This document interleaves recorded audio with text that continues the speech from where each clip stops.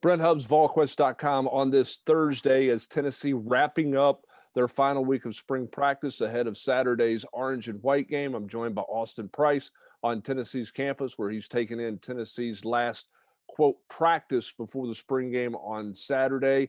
And Austin, let's start with a couple of injury notes, particularly at the running back position. Finally, we're getting a glimpse of one of Tennessee's new running backs.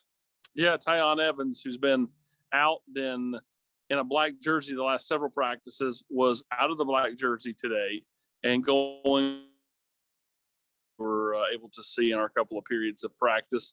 No longer has the big heavy tape job on the ankle. Looks a lot healthier than he has at any point during spring practice since the media has been able to attend. Remember, we weren't able to see those first couple of practices because of rain forced him inside. Well, then he got the ankle injury, and we've not really seen him outside of just a little bit of drill work here and there the last few weeks. But today, out of the black and into a regular offensive white practice jersey, Brent, and looked the part. Is he feeling a little bit of urgency? I think that's certainly possible. With the fact that everybody else has gotten into spring ball and been able to make some plays here and there, and he's really not. Well, and then you look at it, as you mentioned, I mean, Wright's been good. T. Hodges had a good spring. D. Beckwith had a good spring. If you're standing there watching, I'm not saying that he was milking the injury, because I don't have any reason to believe that, but you wonder if he didn't step up his rehab, because the real easy thing here is, hey, let's just get to the finish line. Don't worry about Saturday and be done with this. But maybe he feels like he's got to prove himself a little bit more and leave a little bit of an impression at the end of spring, considering the rest of the way that group has gone. All right, let's talk about the offensive line. The assumption has been, as we've seen Cade Mays go inside the last couple of practices, he's done for the spring and not going to go. We don't expect him to go on Saturday. What's the latest on Tennessee's most veteran, most experienced, and most talented offensive lineman? Well, I did think they were going to probably shut him down. He's had some, ankle stuff going on, but he was back out there today. No black jersey, no going inside, running number one at right tackle when we were out there. He and Dane Davis working the sleds as an offensive tackle, and then him kind of doing some combo stuff. So, if you base it off today, it looks like maybe whatever diagnosis he got about the ankle wasn't as bad, and he's going to try to give it a go on Saturday for the orange and white game.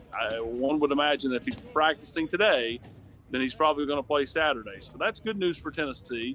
And, possibly that the ankle is not nearly as bad as they potentially thought. They never thought it was that bad, but bad enough to shut him down for the last couple of practices. But looks like he may try to give it a go. That is an interesting development. You would think maybe with the most veteran guy that they don't take a whole lot of chances there and give more snaps to the Darnell Wrights, K'Ron Calverts, and even R.J. Perry's of the world. All right, we can't wrap these things up for spring practice without some conversation about the quarterbacks, Austin. And then what else stood out to you in the couple of periods you had a chance to view today? Well, I thought they were all kind of even today, kind of collaborating with both Ben and Eric Kane. Eric did feel like Maurer maybe threw it better than the other two.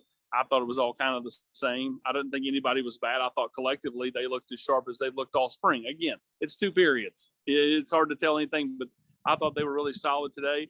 And as for final notes, just a lot of former Vols out of practice today. You had Al Wilson, Fred White, Terry Fair, Jeff Smith, Carl Pickens, Joey Kent, and let's not forget spring game legend David Yancey. What was he, Cubs? A 3-time MVP of the orange and white game? Something like that. Let's put it this way. It wouldn't be spring practice without number 43 out there at practice. Well, there's no doubt about that. And if you're Tim Banks and you look over and you see Fred White, you see Al Wilson, you see Carl Pickens and some of those guys, you're like, hey, you give it a go. Can somebody give me a uniform? Because I might be able to get a few snaps out of these guys. We get a whole lot better in a hurry, even at their current state and age, if you put those guys back out there on the defensive field. I give Josh Heupel a ton of credit, Austin, as we wrap it up. He has really reached out to those former players. He understood and understands that that's a situation where there's some healing that needs to take place, and they're doing everything they can to have that happen. They've had players, former players at practice all spring long, and they'll have a bunch here on Saturday for the orange and white game. We'll have full coverage of the orange and white game coming up on Saturday. But before that, we've got Alex Golish and Tim Banks talking to the media later tonight. We got observations on the board as well, practice highlights, tons of football at volquest.com. He's Austin Price. I'm Brent Hubbs.